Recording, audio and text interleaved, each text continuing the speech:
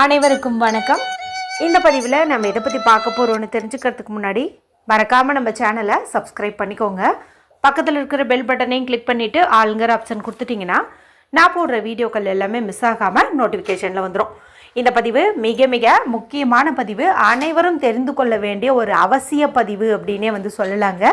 எதை பற்றிய பதிவு அப்படின்னு பார்த்திங்கன்னா, நம்ம வாழ்க்கையில் இப்போ பல வகையான துன்பங்களை நம்ம அனுபவிச்சுட்ருக்குறோம், அதுக்காக நம்ம வருத்தப்படுறோம், ஏன்னா நமக்கு இந்த மாதிரி ஒரு நிலைமை இருக்கும்னு தினம் யோசிச்சுட்ருக்கோம். அப்படிங்கும்போது அந்த பிரச்சனைகளுக்கான காரணம், அந்த கவலைகளுக்கான காரணம், கஷ்டங்களுக்கான காரணம் அப்படின்னு பார்க்கும்போது நம்ம முற்பிறவியில் செஞ்ச பாவங்கள் இருக்கலாம், கூடவே கர்ம வினைகள் இருக்கலாம். தெரிஞ்சோ தெரியாமலோ நம்ம ஏதாவது பண்ணியிருப்போம்.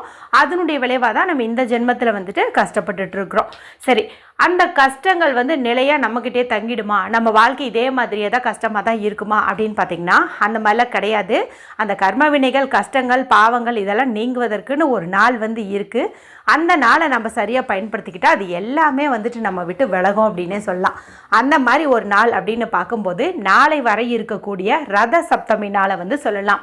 நாளை ஜனவரி மாதம் 25ஆம் தேதி, தை மாதத்தின் 11ஆம் தேதி நிறைஞ்ச ஞாயிற்றுக்கிழமையாக இருக்குது. ஞாயிற்றுக்கிழமைங்கிறதே சூரிய பகவான் வழிபாட்டிற்கு உரிய ஒரு கிழமை தான். இந்த நாளில் தான் நமக்கு ரத சப்தமி வருது. இந்த ரத சப்தமி அப்படிங்கிறது தை அமாவாசைக்கு அப்புறமா வரக்கூடிய 7வது நாள், அதாவது சப்தமி திதி வருது இல்லையா, இதை தான் நம்ம ரத சப்தமின்னு சொல்லுவோம். இந்த நாளில் தான் சூரிய பகவான் அவதரிச்சாரு அப்படிங்கிறதுனால இது நம்ம சூரிய ஜெயந்தி அப்படின்னு சொல்லலாம். கரெக்டாக சூரிய பகவானுக்கு உரிய கிழமையிலேயே இந்த ரத சப்தமி வரது ரொம்ப ரொம்ப விசேஷம்னு சொல்லலாம். அடுத்து நாளைக்கு தேதி பாருங்களேன், தை 11. இதில் வர 1 பார்த்திங்கன்னா சூரிய பகவானுக்கு உகந்த எண் தான். ஏன்னா அவருக்குரிய எண் 1, அது நமக்கு இங்கே அமைஞ்சிருக்குது. அதே போல் ஜனவரி மாதம் அப்படிங்கிறது 1வது மாதம், இங்கே நமக்கு 111 சேர்க்கை அப்படிங்கிறது அமைஞ்சிருக்குது. இப்படி சூரியனுக்கு உரிய எண் வரக்கூடிய நாள், கிழமை, அதே போல் இந்த சப்தமி திதி, இது எல்லாமே சேர்ந்து அம்சமாக அமைஞ்சிருக்கிறதுனால இந்த நாளில் நம்மளுடைய கஷ்டங்கள் பாவங்கள் நீங்குவதற்கு எருக்கன் இலை குளியல் ஒரு குறிப்பிட்ட முறையில் குறிப்பிட்ட நேரத்தில் எடுத்துக்கிறது அப்படிங்கிறது சிறப்புன்னு சொல்லலாம். ஏற்கனவே இந்த எருக்கன் இலை குளியல் எப்படி எடுத்துக்கணும் என்பது குறித்து தெளிவான விளக்கத்தோட வீடியோ போட்டிருக்கிறேன். ஆண்கள் எப்படி எடுத்துக்கணும், பெண்கள் எப்படி எடுத்துக்கணும் என்பது குறித்து சொல்லியிருப்பேன். இது வரைக்கும் நீங்கள் பார்க்காம இருந்தீங்கன்னா எண்ட் ஸ்க்ரீனில் லிங்க் கொடுக்குறேன், மறக்காமல் செக் பண்ணி பாருங்கள். அதே போல் நாளைக்கு காலையில் நிலைவாசலில் ஏற்ற வேண்டிய முக்கியமான ஒரு தீப முறை குறித்தும் ஒரு பதிவு போட்டிருக்கிறேங்க.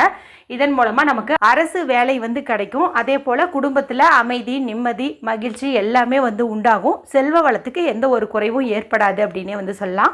அதனுடைய லிங்கையும் கொடுக்குறேன், பார்த்துக்கோங்க.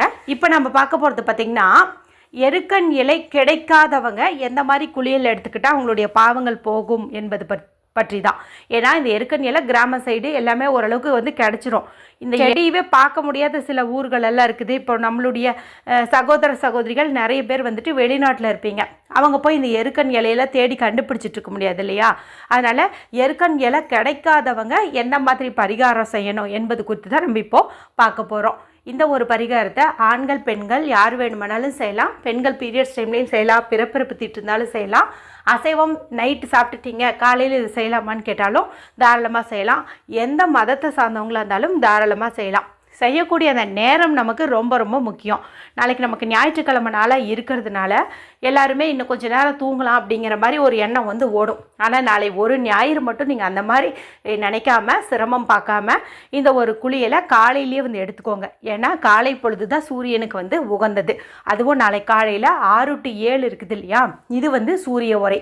ஞாயிற்றுக்கிழமை சூரிய உரையில் நம்ம இந்த குளியல் எடுத்துக்கிறது சிறப்பு. அதனால் முடிஞ்ச அளவுக்கு இந்த 1 மணி நேரத்துக்குள்ளே நான் சொல்லக்கூடிய இந்த குளியலை எடுத்துக்கோங்க. குளிக்கக்கூடிய தண்ணீர் சுடு தண்ணியோ பச்சை தண்ணியோ ஒரு பக்கெட் அளவுக்கு பிடிச்சு வச்சுக்கோங்க. இப்போது அந்த தண்ணீரில் நான் சொல்லக்கூடிய இந்த எண்களை நீங்கள் எழுதிக்கோங்க. இது உங்களுடைய கர்ம வினைகள் பாவங்கள் எல்லாத்தையுமே போக்கக்கூடிய ஒரு ஹீலிங் கோடு. இப்போ நான் உங்களுக்கு ஸ்க்ரீனில் கொடுக்குற பாருங்கள், நானும் சொல்லி காட்டுறேன். 14263767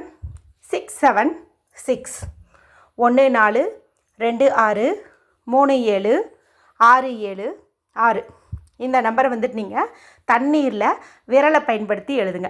எந்த விரல் அப்படின்னு பார்த்தீங்கன்னா, நீங்கள் ஆள்காட்டி விரலையும் பயன்படுத்திக்கலாம், அதே போல் மோதிர விரலையும் பயன்படுத்திக்கலாம்.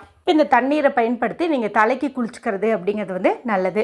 ஒரு வேளை தலைக்கு குளிக்க முடியாது, சளி பிடிச்சிருக்கு அப்படிங்கும்போது தலையில் ஒரு 3 சொட்டாவது தண்ணி தெளிச்சுட்டு உடம்புக்கு வந்துட்டு நீங்கள் குளிச்சுக்கோங்க. கிழக்கு பக்கம் பார்த்த மாதிரி, அதாவது ஈஸ்ட் ஃபேஸிங் பார்த்த மாதிரி நீங்கள் குளிக்கிறது அப்படிங்கிறது நல்லது. குளிக்கிறதுக்கு முன்னாடியே சூரிய பகவானை மனதார பிரார்த்தனை பண்ணிக்கோங்க. நாங்கள் செஞ்ச எல்லா விதமான பாவங்களும் நீங்கணும், எங்களுக்கு நல்ல ஒரு ஆரோக்கியத்தையும் செல்வ செழிப்பையும் கொடுங்கன்ட்டு நீங்கள் ஆத்மார்த்தமாக வந்து வேண்டிக்கோங்க. இப்படி குளிச்சு முடிச்சாச்சு இல்லையா? அதன் பிறகு வீட்டுக்கு வெளியில் வந்து நின்றுக்கோங்க. உங்கள் கையில் ஏதாவது ஒரு பொருள் தானம் கொடுக்கறதுக்கு நீங்கள் ரெடியாக வச்சுக்கோங்க. கோதுமை இருந்துச்சுன்னா கோதுமை வச்சுக்கோங்க, இல்லை கோதுமை மாவு வச்சுருக்கிறீங்கன்னா அந்த கோதுமை மாவை கொஞ்சம் சர்க்கரையோடு சேர்த்து தண்ணீர் கலந்து சிறு உருண்டைகளாக பிடிச்சிக்கோங்க. இந்த மாதிரி பிடிச்சி வச்சுட்டு வலது கையில் வச்சுட்டு கீழே வந்து இடது கை வச்சுட்டு சூரிய பகவானை பார்த்த மாதிரி கிழக்கு திசை பார்த்த மாதிரி நின்றுட்டு நான் சொல்லக்கூடிய சூரிய பகவானுடைய இந்த காயத்ரி மந்திரத்தை வந்து 11 முறை வந்து சொல்லுங்கள்.